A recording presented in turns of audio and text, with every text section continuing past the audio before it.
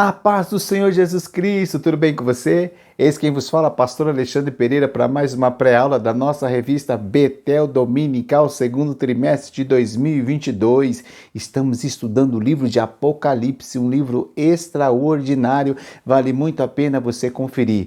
Já te peço, se inscreva no canal, acione os sininhos das notificações para você receber em primeira mão todas as nossas próximas pré-aulas. E não esqueçam de deixar o seu like, certo? Deixo aqui a saudação ao meu pastor presidente, pastor Marcos Moreira. Vamos à nossa vinheta e depois já iniciamos a nossa lição.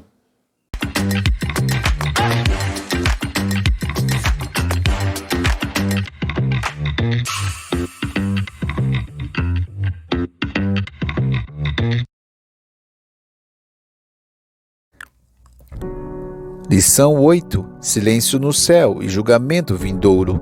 Textos de referência, Apocalipse capítulo 8, versículos 7, 8 e 10, que dizem assim: E o primeiro anjo tocou a sua trombeta, e houve saraiva, e fogo misturado com sangue, e foram lançados na terra, que foi queimada na sua terça parte.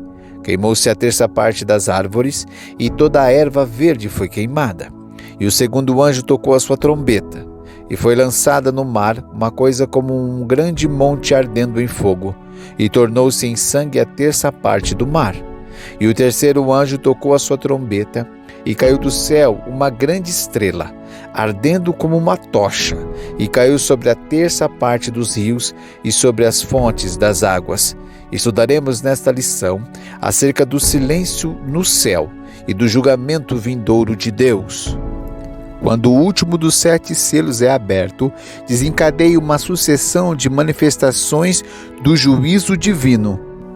Antes desse momento, toda a atenção estava no céu, onde João vê o trono, os 24 anciãos e os 4 seres viventes adorando a Deus, conforme Apocalipse capítulo 4, versículo 5. Agora, com a abertura do 7º selo, o livro do juízo é aberto e toda a atenção volta-se para a terra. Algo inédito acontece depois da abertura do 7º selo: um silêncio no céu. Como diz Apocalipse capítulo 8, verso 1, que diz assim: E havendo aberto o 7º selo, fez silêncio no céu, quase por meia hora. Observe que todo louvor que é característica do céu cessa por quase meia hora. Esse silêncio fala da perplexidade diante do que está por vir. Significa que o que ocorrerá no mundo será tão terrível e impactante que até os anjos se calaram por um tempo. O pastor Antônio Gilberto diz: ler o Apocalipse é ler hoje o jornal de amanhã. Um aspecto importante acerca da profecia é que, ao estudarmos sobre o juízo divino na grande tribulação, tudo indica que os juízos não serão paralelos, mas consecutivos, pois Deus traz suas mensagens numa sequência de 7 cartas às igrejas da Ásia. Depois, 7 selos, em seguida 7 trombetas, na continuidade 7 taças e assim consecutivamente. Um outro detalhe interessante é que as profecias aqui estão no passado, ou como eventos que já aconteceram.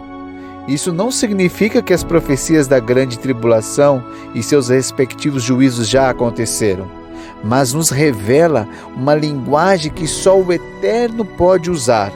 Quando falamos do futuro, lidamos com hipóteses e possibilidades. Porém aqui, quando é Deus falando, Ele fala do futuro como se tudo já tivesse acontecido. Revela que o que está por vir acontecerá, inevitavelmente, e é irrevogável.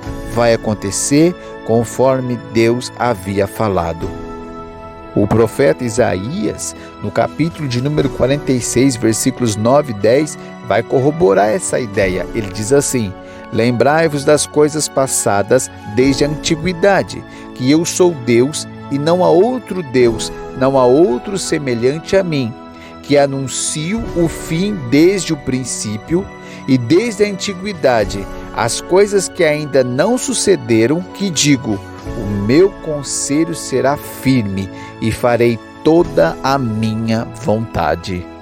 Isaías 9,6 também vai destacar essa ideia, pois o texto diz assim: porque o menino nos nasceu, um filho se nos deu, e o principado está sobre os seus ombros, e o seu nome será Maravilhoso Conselheiro, Deus Forte, Pai da Eternidade e Príncipe da Paz.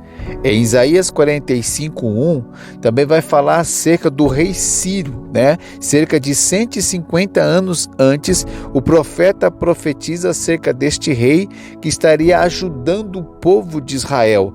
É interessante o texto, e o texto afirma assim: assim diz o Senhor ao seu ungido, a Ciro, a quem tomo pela sua mão direita, para abater as nações diante de sua face, e soltarei os lombos dos reis, para abrir diante dele as portas, e as portas não se fecharão. Diante disso, podemos perceber a grandeza do nosso Deus, que fala as coisas que não aconteceram como se já estivesse acontecido. Deus é poderoso. Quando as primeiras trombetas são tocadas e anunciam juízos divinos, elas falam acerca de que os elementos da natureza serão atingidos.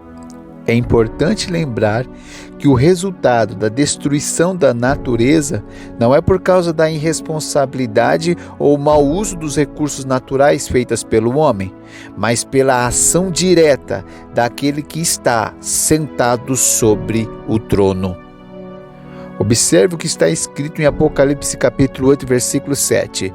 E o primeiro anjo tocou a trombeta, e houve saraiva e fogo misturado com sangue, e foram lançados na terra, que foi queimada na sua terça parte. Queimou-se a terça parte das árvores, e toda a erva verde foi queimada. Então, assim como foram literais os flagelos no Egito no tempo do Êxodo, assim também será na grande tribulação. Serão situações que realmente acontecerão. Quando a segunda trombeta toca, mostra a morte de 1/3 de toda a vida marinha, bem como a destruição de 1/3 de todos os instrumentos de navegação no mar, como diz Apocalipse capítulo 8, versículos 8 e 9, que diz assim: e o segundo anjo tocou a trombeta, e foi lançada no mar uma coisa como um grande monte ardendo em fogo, e tornou-se em sangue a terça parte do mar, e morreu a terça parte das criaturas que tinham vida no mar, e perdeu-se a terça parte das naus. Apocalipse 8, 8 e 9.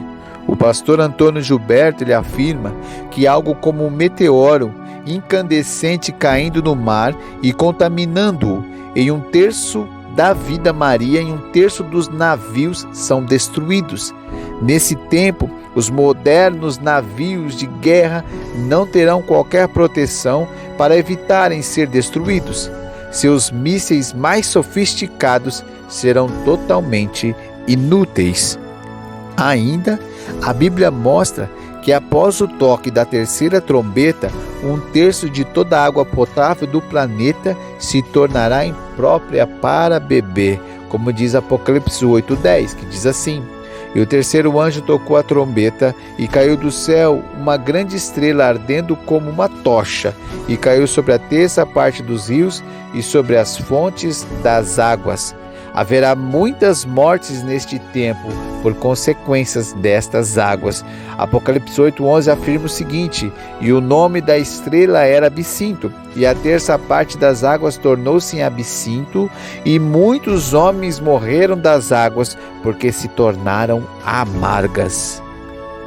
Enquanto as 3 primeiras trombetas mostram juízos que atingirão diretamente a terra, a 4ª trombeta fala de um juízo que atingirá os luzeiros celestes, como diz Apocalipse 8:12, que fala assim: e o 4º anjo tocou a trombeta, e foi ferida a terça parte do sol, e a terça parte da lua, e a terça parte das estrelas, para que a terça parte deles se escurecesse, e a terça parte do dia não brilhasse, e semelhantemente à noite.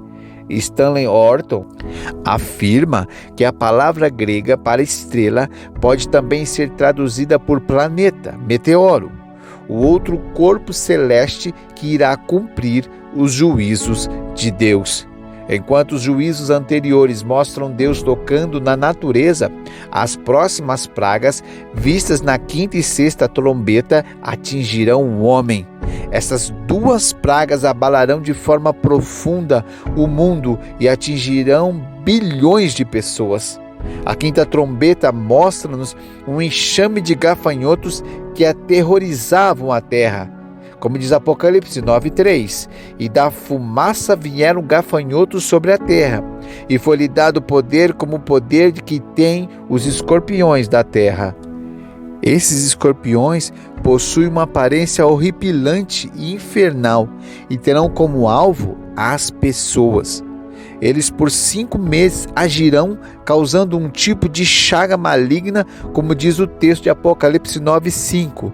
E foi-lhe permitido não que os matassem, mas que por 5 meses os atormentasse. E o seu tormento era semelhante ao tormento do escorpião quando fere o homem.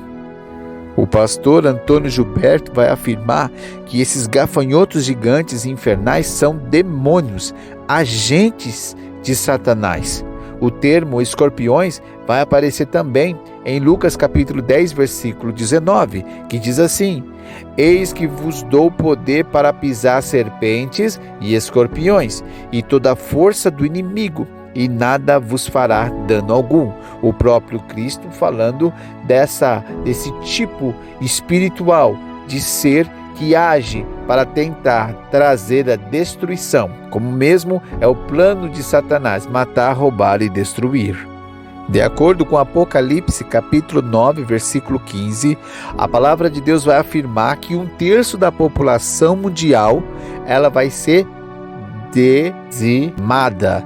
Essa trombeta anuncia um juízo terrível que virá sobre a humanidade, que diz assim, Apocalipse 9:15, e foram soltos os 4 anjos que estavam preparados para a hora e dia e mês e ano, a fim de matarem a 1/3 parte dos homens. Enquanto que na quinta trombeta as pessoas sofrem, mas não morrem, nesta morrerão cerca de 2 bilhões de pessoas, se considerarmos a população mundial em 2020, que é de cerca de 7,8 bilhões de almas sobre a face da terra. É importante lembrar que antes do juízo das 7 trombetas, acontecerão os sinais de aceitação de Deus a partir das orações dos santos. Deus mostra a João as orações chegando como incenso a Deus, como diz Apocalipse capítulo 8, versículo 3 e 4. E veio outro anjo e pôs-se junto ao altar, tendo um incensário de ouro, e foi-lhe dado muito incenso, para o pôr com as orações de todos os santos sobre o altar de ouro que está diante do trono. E a fumaça do incenso subiu com as orações dos santos, desde a mão do anjo até diante de Deus. Observe como Deus recebe a oração do seu povo. Essa revelação dada a João deve resultar em nós mais perseverança quanto à oração. O Deus Todo-Poderoso está com seus ouvidos voltados às orações de seu povo. Como Cristo nos ensinou: venha o teu reino, seja feita a tua vontade, assim na terra como no céu. Mateus 6,10. Sendo assim, precisamos perseverar em oração, nos manter no caminho da santificação e no cumprimento da missão de fazer discípulos, enquanto o juízo divino não cai sobre a face da terra. Que você possa ser esse instrumento de Deus, que o Senhor possa te usar poderosamente hoje e sempre. Deus te abençoe e até a próxima. Tchau, tchau.